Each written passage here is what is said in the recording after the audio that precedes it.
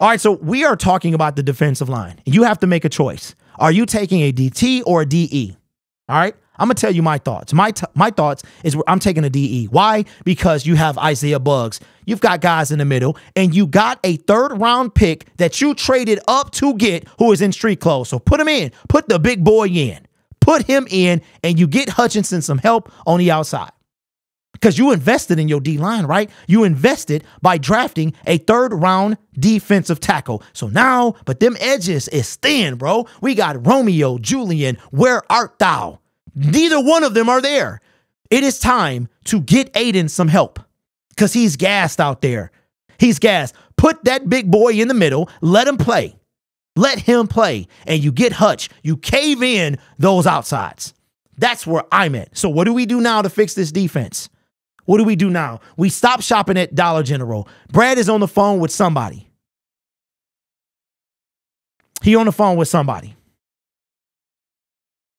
Grit says, what's in free agency is only there because they're on the wrong side of 30, but can still create pressure. I'm sure there's a couple. It might be.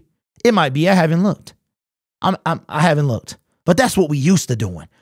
That's what we're used to doing, right? Brad Holmes said that we can compete this year. He's ready to compete. You know what competitors do? People who are ready to compete, they're buyers at the trade deadline. Last year, we were sellers. It worked out.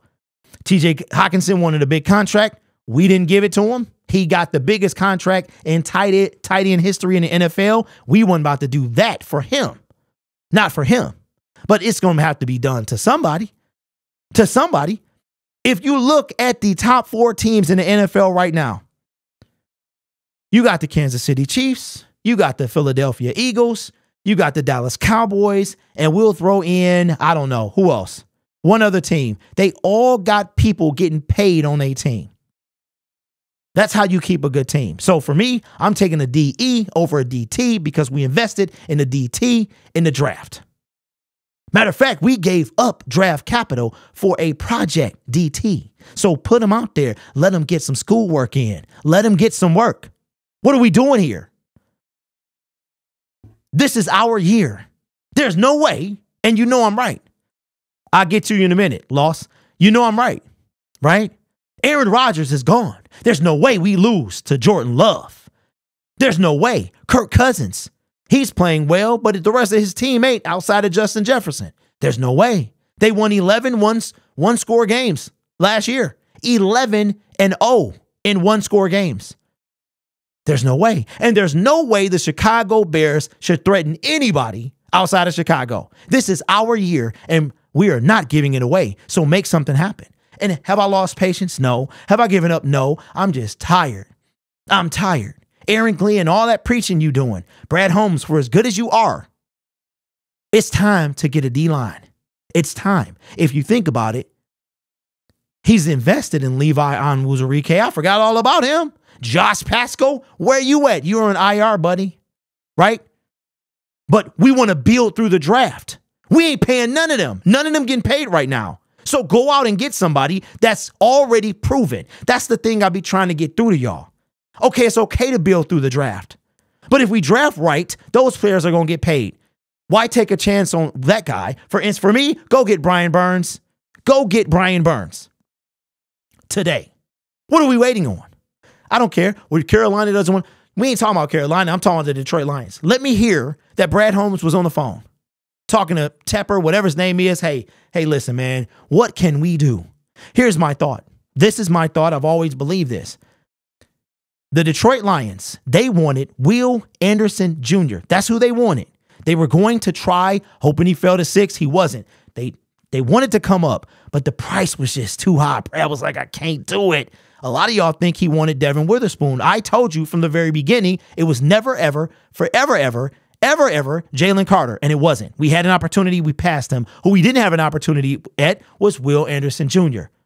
Then we take Jahmyr Gibbs. We trade back. We take Jahmyr Gibbs. We pound in the table. I'm cool. Jameer's a dog. He going to be straight. Give him his chances. He going to be good. Defensive, we wanted Will Anderson Jr. That is my honest belief. Maybe he tried this year. And then what he did was he settled for Broderick, the Project Martin. We got the problem and the project.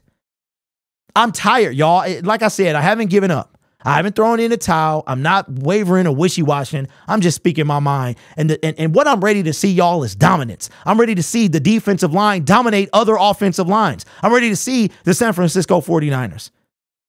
Gone are the days of Matt Patricia and Trey Flowers and Jamie Collins and those guys. We got a dude that knows what he's doing in the draft in some regard, right? In others, it don't seem like that. It doesn't seem like he knows how to trade for a wide receiver. It doesn't seem like he knows what he's doing on the defensive line. Because again, like I said earlier, nobody in here was like, Broderick Martin, he's a stud. He's a beast. He's a beast. The dude didn't even know he was getting drafted. He had to run down the stairs because he didn't even think he was going in the third round, right? I'm not saying he can't be great. I'm saying, why wait to be great? Put that on a shirt, bro. Somebody trademark that. Somebody send me a shirt. Why wait to be great when you can be great now by getting Brian Burns? Go get him. Go get him. Go get him.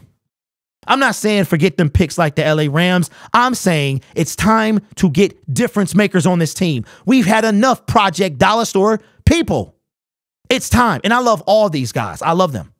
I love them. Great stories. All of them. But it's ready. It's time to write a different story. A story of we're trying to win while maintaining the integrity of our team.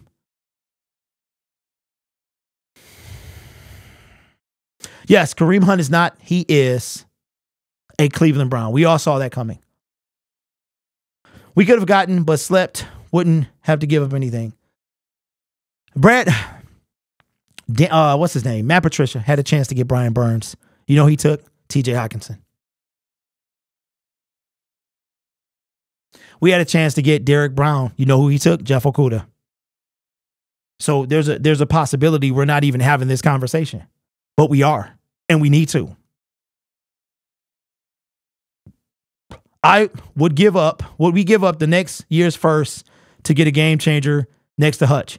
Me, Ed? Yes, I would. I would give up 2024 first round pick for Brian Burns, 25 years old. Coming off a 12.5 sack career, gives Hutch some help. Maybe we're not close enough to trade back up into the first. But you know Brad doing something, right? He leaving here with something. So maybe we don't. But St. Brown came in the fourth. Kirby Joseph came in the third. We can get diamonds in the rough, right?